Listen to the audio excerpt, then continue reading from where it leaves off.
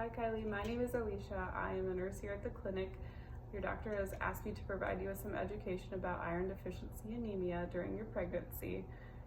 So during this educational session, I'm going to identify foods that are rich in iron, and we will talk about ways to incorporate them into your diet plan. We will also talk about foods that inhibit the absorption of iron and that foods that will help absorb the iron. You were also prescribed a supplement, so we will go over a little bit of education on how to take that and some side effects to look for, okay? So we're gonna start with iron-rich foods. There's two types of iron-rich foods. There's the hemi-iron and the non-hemi-iron. So iron is in your diet and it comes from two sources. The hemi-iron, which makes up about 1/2 of the iron from animal sources, and then the non-hemi-iron includes the remaining iron from animal sources and all the iron from plants and nuts and stuff like that. The hemi-iron promotes absorption of the non-hemi-iron from other foods when both forms are consumed at the same time. So some examples of hemi-iron foods would be beef, chicken, egg yolk, clams, oysters, pork loin, turkey, veal. Some non-hemi-iron foods would be bran flakes, brown rice, whole grain breads, dried beans, dried fruit, leafy greens, oatmeal. So when you're consuming these foods, there's ways that you can increase the absorption of the iron.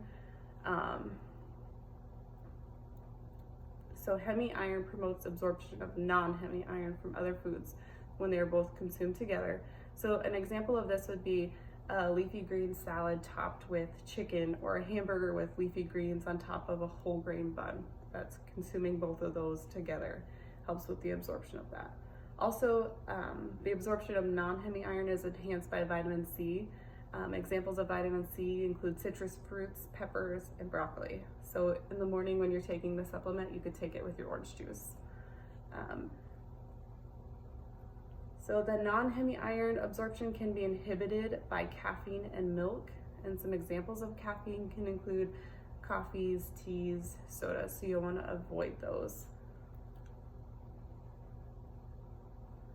So your doctor has prescribed the iron supplement for you in order to increase your iron levels. So we're going to talk about what your iron supplement's going to do for you, and then I'm going to teach you about some of the side effects that you can watch for, okay? So iron preparations are normally taken orally, and they're absorbed in your GI tract. They're given to treat anemias resulting from iron deficiency or blood loss.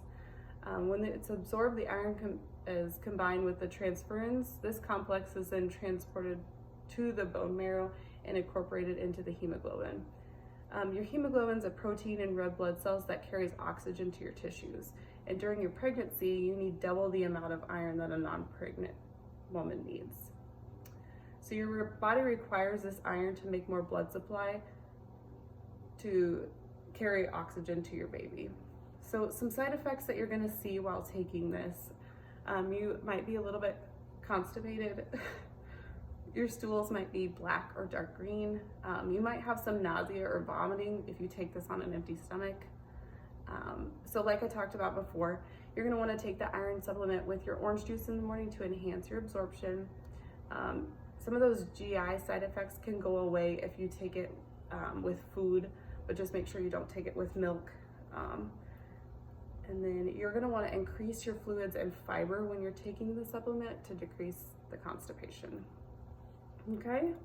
Are there any questions that you have about your supplement or increasing the iron in your diet? No.